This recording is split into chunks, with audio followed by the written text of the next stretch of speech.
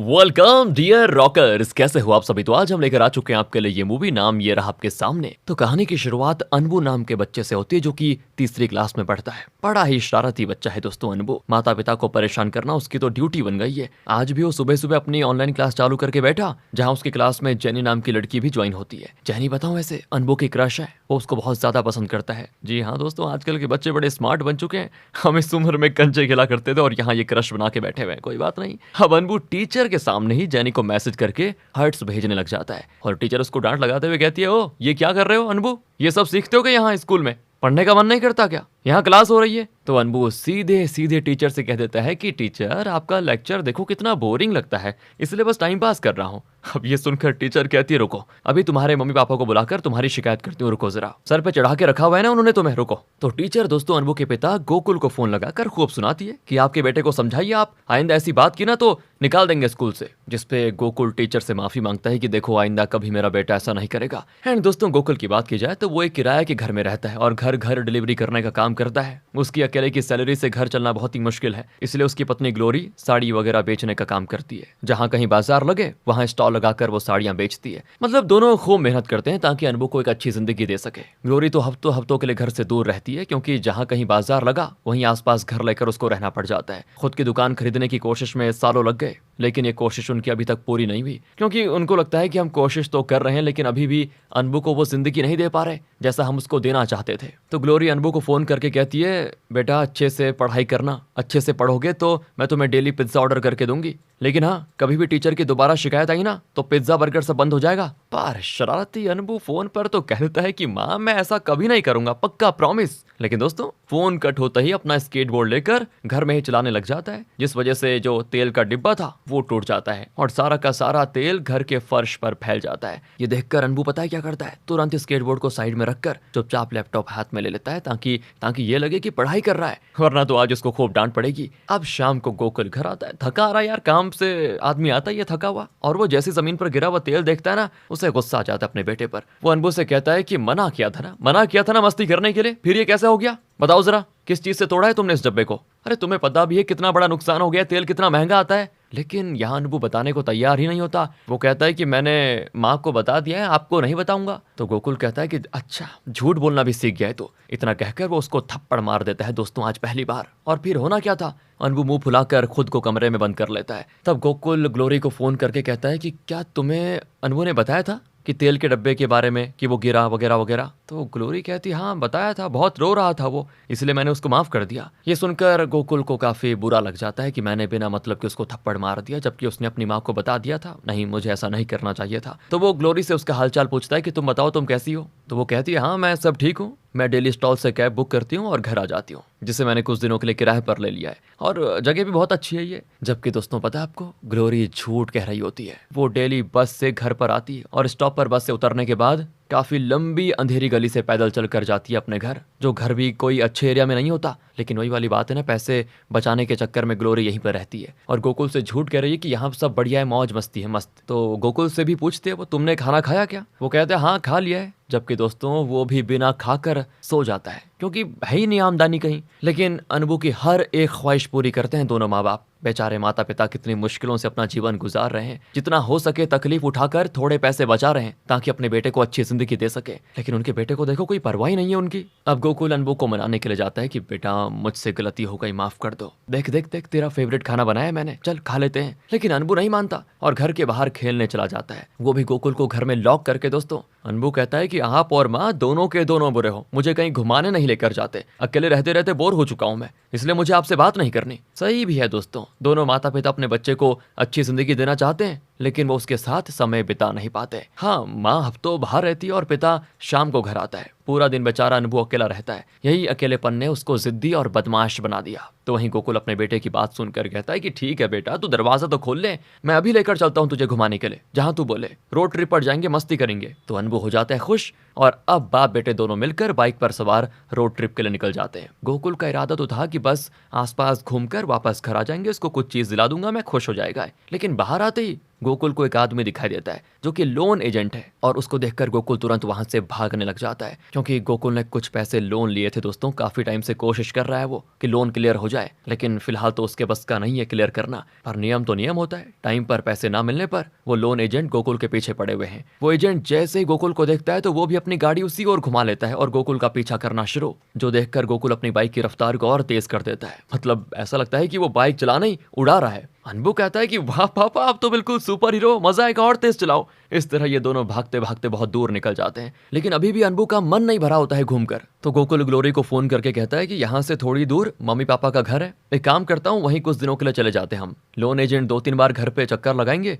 बंद मिलेगा तो महीने भर के लिए आराम से बैठ जाएंगे। तो ग्लोरी कहती, तुम्हें पता है ना हम दोनों के माता पिता हमसे कितना नफरत करते हैं, क्योंकि हमने भागकर शादी की थी। वो तुम्हें देखकर खुश नहीं होंगे। लेकिन गोकुल कहता है कि हमारे पास दूसरा कोई ऑप्शन भी तो नहीं है। इसलिए गोकुल अनबू को लिए अपने माता पिता के घर आ जाता है, और वो दोनों अनबू को देखकर खुश। लेकिन गोकुल के पिता उससे खुश नहीं होते, वो उससे काफी नाराज होते हैं। और इसी नाराजगी में गोकुल अपने पिता से पूछ लेता है कि पिताजी, वो मेरे हिस्से की जमीन थी, उसको अगर बेच देते तो मेरा लोन क्लियर हो जाता, आप इतनी मदद करेंगे क्या? ये सुनकर उसके पिता बात को इग्नोर करते हुए टीवी का वॉल्यूम बढ़ा देते हैं, और गोकुल समझ जाता है कि उसने अपने पिता को और ज्यादा नाराज कर दिया है शायद। वहीं दोस्तों अब ग्लोरी को दिखाते हैं जो स्टॉल पर होती है। अब वहां बाजार में घूमते घूमते उसकी जो बहन है ना, वो उसके स्टॉल पर आ जाती है। अपनी बहन को देखकर ग्लोरी तो बड़ी खुश होती है कि चलो काफी टाइम के बाद मिली, लेकिन उसकी बहन बिल्कुल खुश नहीं होती। वो तो बल्कि ग्लोरी को ही ताने मारते हुए कहती है कि हम सब ने मना किया था ना उस गोकुल से शादी करने के लिए, देख लिया कैसी जिंदगी जी रही है उसकी वजह से, यही बेचते रह जाओगी जिंदगी भर। और ये सुनकर ग्लोरी को इतना बुरा लग जाता है कि बेचारी रोने लग जाती है। फिर मन हल्का करने के लिए वो स्टॉल से दूर आकर गोकुल को फोन लगाती है, जहां दोनों आपस में अपनी बातें वगैरह करते हैं। लेकिन ग्लोरी उसको ये नहीं बताती कि मेरी बहन आई थी, उसने मुझको ताना मारा वगैरह वगैरह। उसी तरह गोकुल भी उसको नहीं बताता कि पिताजी उससे कैसे बर्ताव कर रहे हैं। मतलब दोनों अपना दर्द दोस्तों एक दूसरे से छुपा रहे होते हैं, लेकिन उनकी खामोशी उन्हें एक दूसरे के दर्द का एहसास करा देती है। तभी वहां पे अनबू आकर गोकुल से कहता है कि पापा चलिए ना यहाँ से, मुझे और यहाँ नहीं रहना, चलिए ना। तो गोकुल कहता है अभी रात हो गई है बेटा, कल सुबह चले जाएंगे। लेकिन अनबू तो जिद पर आ चुका होता है कि नहीं मुझे अभी जाना है तो जाना है। गोकुल के मना करने पर वो रात को ही घर से भाग जाता है। अब बच्चा भाग गया तो गोकुल भी उसके पीछे पीछे जाता है। काफी देर तक ढूंढने के बाद अनबू उसको एक पेड़ के पास खड़ा नजर आता है। वो उससे कहता है कि क्या हो गया है तुम्हें, क्यों भाग रहे हो ऐसा? तो अनबू कहता है पापा मुझे ना यहाँ रहना ही नहीं, सब आपसे नाराज हैं देखो, और मुझे अच्छा नहीं लग रहा। तो ये सुनकर गोकुल उसको गले लगा लेता है, और रात को ही किसी होटल की तलाश में निकल पड़ते हैं दोस्तों, ताकि दोनों वहां रात बिता सके। पर थोड़ी दूर आने के बाद बहुत तेज बारिश शुरू हो जाती है। रात ज्यादा हो गई थी तो अनबू बाइक पर ही सो जाता है। गोकुल काफी देर तक यहाँ वहां भटकता है, लेकिन कहीं भी उसे होटल नजर नहीं आता। तो ना वो एक पुराने ब्रिज के नीचे जाता है, जहाँ एक भिखारी पहले से मौजूद होता है। और भिखारी है वो, लेकिन इंसान बहुत ही अच्छा होता है। तो वो गोकुल की परेशानी और उसके साथ छोटे बच्चे को देखकर कहता है एक काम करो, तुम यहीं रात गुजार सकते हो, बच्चे को ठंडी लगेगी तो मेरी चादर उसको दे देना, मैं अपना बंदोबस्त खुद कर लूंगा। सुनकर गोकुल को खुशी होती है कि चलो कोई तो सहारा मिला, लेकिन किसी पर भी जल्दी भरोसा करना आजकल के टाइम पर दोस्तों बेवकूफी होगी। इसलिए गोकुल अनबू और खुद के हाथ को एक कपड़े से बांध देता है,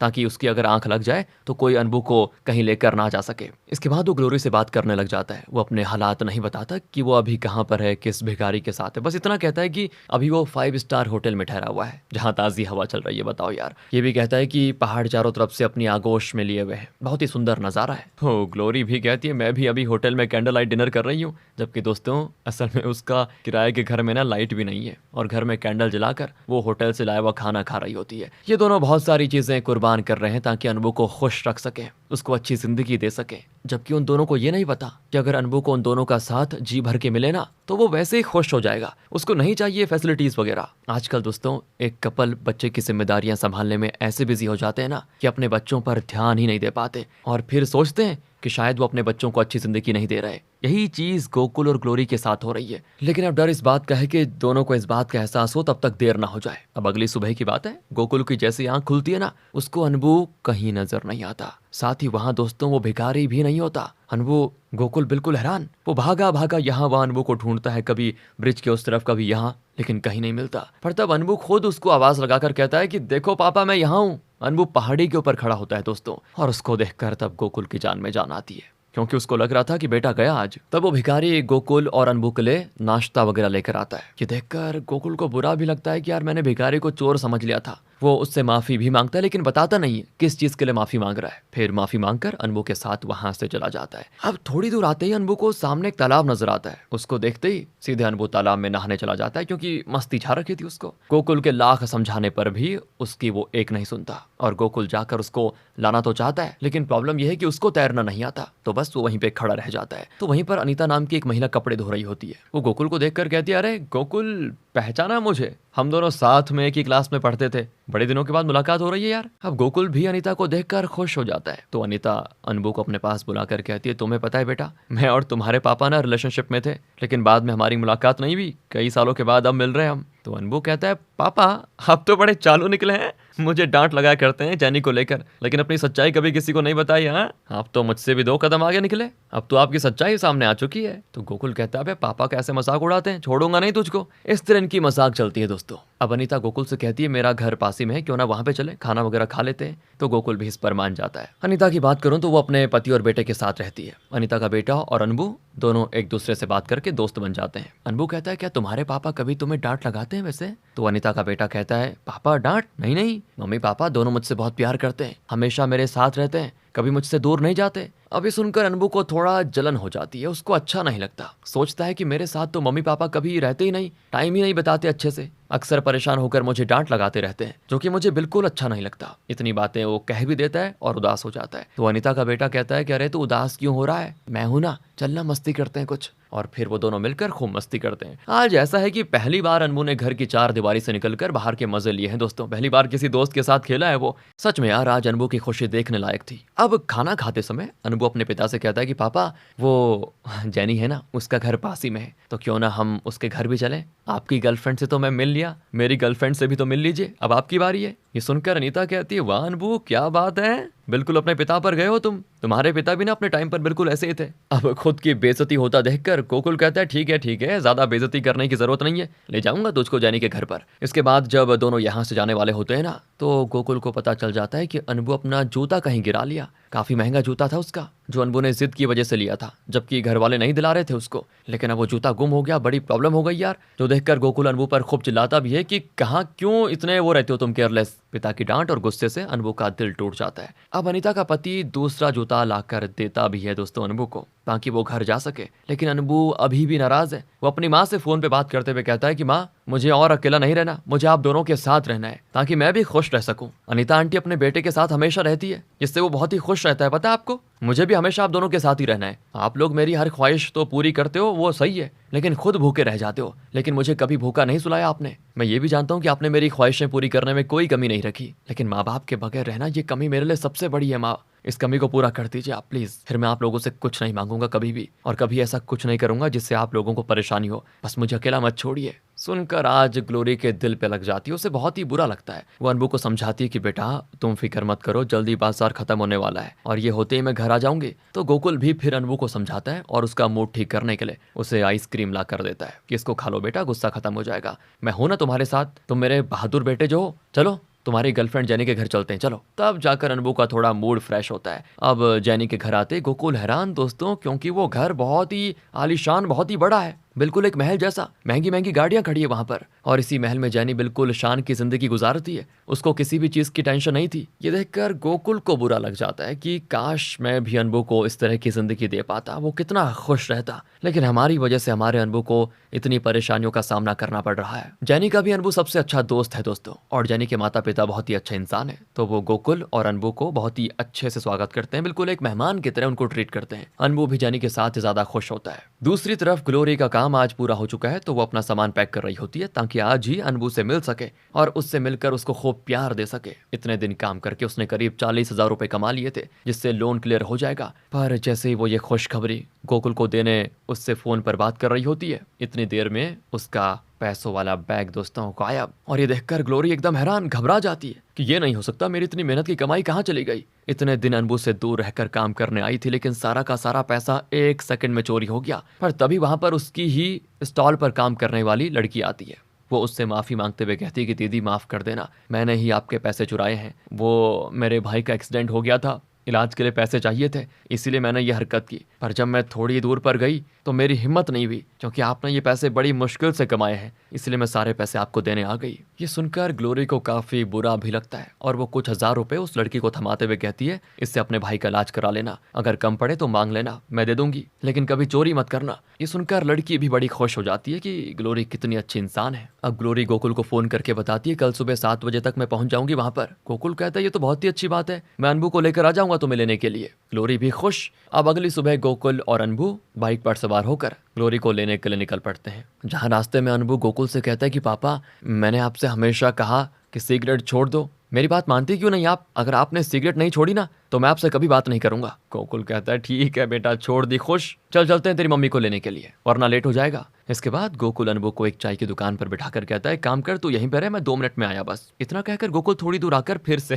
सिगरेट पीने लग जाता है। दोस्तों, अनबू अपने पिता की हरकत से बिल्कुल वाकिफ था, इसलिए वो अपने पिता का पीछा करते करते वहां पहुंच जाता है और जैसे ही उसकी नजर उसके पिता पर जाती है ना, वो उसे सिगरेट पीते हुए नजर आते हैं। तो देखकर उससे बुरा भी लगता है कि पापा कब सुधरेंगे। तुरंत वहां से वो दूर भाग जाता है कि मेरे पिता झूठे हैं, मुझे उनसे बात ही नहीं करनी अब। और जब अनबू बहुत दूर निकल जाता है ना, तो गोकुल की उस पे नजर पड़ जाती है कि ये तो दूर है। तो वो तुरंत उसका पीछा करते हुए उससे कहता है कि बेटा मुझे माफ कर दो, गलती हो गई, अब तो वापस आ जा। लेकिन अनबू वापस नहीं आता। काफी दूर जंगल में आने के बाद उसको वहां एक लड़का दिखाई देता है जो पेड़ पर चढ़ा हुआ था। अनबू से कहता है कि मुझे भी ऊपर चढ़ाना। तो वो लड़का अनबू को ऊपर चढ़ाकर वहां से जाने लग जाता है, क्योंकि अनबू ने उससे कहा था कि मेरे पापा आते होंगे मुझे उतारने के लिए, तो तुम मुझे बस ऊपर चढ़ाकर चले जाना। इसलिए वो लड़का भी चला जाता है। पर तब वहां पे गोकुल आकर उससे कहता है कि तुमने किसी बच्चे को आसपास भागते हुए देखा क्या? वो लड़का कहता है हाँ, अभी अभी मैं उसको पेड़ पर चढ़ाकर आया हूँ। और गोकुल तुरंत जंगल के सभी पेड़ों को देखने लग जाता है कि कहाँ है। तो वहीं एक पेड़ पर अनबू खड़ा होता है। गोकुल कहता है कि बेटा नीचे आजा, क्यों परेशान कर रहा है? लेकिन अनबू तो मानने को तैयार ही नहीं है। वो कहता है कि पापा आप झूठे हो, इसलिए मैं नीचे नहीं आने वाला। तो गोकुल कहता है कि अच्छा ठीक है बाबा, मैं कभी सिगरेट नहीं पीऊंगा, मैं एक काम करता हूँ, कहीं से सीढ़ियां ढूंढ कर लेकर आता हूँ, तब तक वहीं रुकना। गोकुल सीढ़ी ढूंढ कर लेकर आ जाता है। पहले तो वो ऊपर जाकर अनबू को उतारता है और जब गोकुल खुद उतरने वाला होता है ना, तो अनबू सीढ़ी गिराकर वहां से भाग जाता है। बिगड़ैल दोस्तों, कि यही आपकी सजा है और जब तक आपको सबक नहीं मिलेगा पापा, तब तक आप सुधरोगे नहीं। इतना कहकर वो जंगल में बच्चों के साथ खेलने के लिए चला जाता है और बेचारा गोकुल वहीं पेड़ पर अटका हुआ। तब तक वहां पे ग्लोरी भी आ जाती है। वो गोकुल को फोन करके कहती है तुम कहाँ हो, तुम तो लेने आने वाले थे मुझे, कहाँ हो? तो गोकुल उसको सारी बातें बताता है कि तुम्हारे बेटे का किया कराया है, ये यहाँ पेड़ पे लटका दिया तुम्हारे बेटे ने, अब नीचे कैसे आऊं बताओ? तो ग्लोरी तुरंत उसके पास आती है और सीढ़ी की मदद से उसको नीचे उतारती है। लेकिन अब उन्हें कहीं भी अनबू नजर नहीं आता। वो पूछती भी अनबू कहाँ है, तो गोकुल जंगल में भागने लग जाता है कि यहीं कहीं तो गया था वो खेलने के लिए। काफी दूर तक ढूंढने के बाद गोकुल और ग्लोरी को अनबू बाकी बच्चों के साथ फुटबॉल खेलता हुआ नजर आता है और जैसे ही अनबू की नजर उसके माता पिता पर जाती है, वो भाग जाता है वहां से कि आज मैं अपने माता पिता के हाथ आऊंगा ही नहीं, कभी पापा तो कभी मम्मी, हमेशा मुझसे अलग ही रहते हैं, इसलिए मैं भी इनके हाथ नहीं आऊंगा, इनको तड़पाऊंगा मैं। ग्लोरी को दोस्तों अस्थमा था, ज्यादा वो भाग नहीं सकती थी, लेकिन फिर भी अनबू को पकड़ने के लिए वो उसके पीछे जाती है। और जब अनबू गोकुल के हाथ लगने वाला होता है ना, तो अनबू एक ट्रैक्टर वाले से लिफ्ट मांगकर उसमें सवार हो जाता है। यहाँ गोकुल की हिम्मत जवाब दे चुकी थी, वो थक हार कर वहीं गिर जाता है, लेकिन अनबू उसके हाथ नहीं लगता। काफी देर तक ऐसे रहने के बाद वहां वो ट्रैक्टर वाला दोबारा आता है। तो गोकुल उससे अनबू के बारे में पूछता है। वो कहता है मैंने उसको वहीं छोड़ दिया जहां से लिफ्ट दिया था। तो गोकुल दोबारा से थक हार कर वहीं लिफ्ट वाली जगह पे आता है जहां ग्लोरी बैठी होती है और दोनों को पहाड़ी के पास अनबू खेलता हुआ नजर आता है। तो अब दोनों की जान में जान आती है दोस्तों। गोकुल कहता है कि तुमने एक चीज नोटिस की ग्लोरी, तुम कभी भी भागती थी तो अस्थमा का अटैक आ जाता था, लेकिन आज नहीं आया। आज अनबू की इशारत ने तुम्हें तुम्हारे अस्थमा की बीमारी से निजात दिला दिया। इस चीज से दोनों बड़े खुश होते हैं और दोनों अनबू से कहते हैं कि चलो बेटा घर चलते हैं। अनबू कहता है नहीं नहीं, मैं नहीं जाऊंगा, मैं यहीं रहूंगा, घर पर मुझे अकेला रहना पड़ जाता है और मुझे अच्छा घर और महंगी चीजें नहीं चाहिए,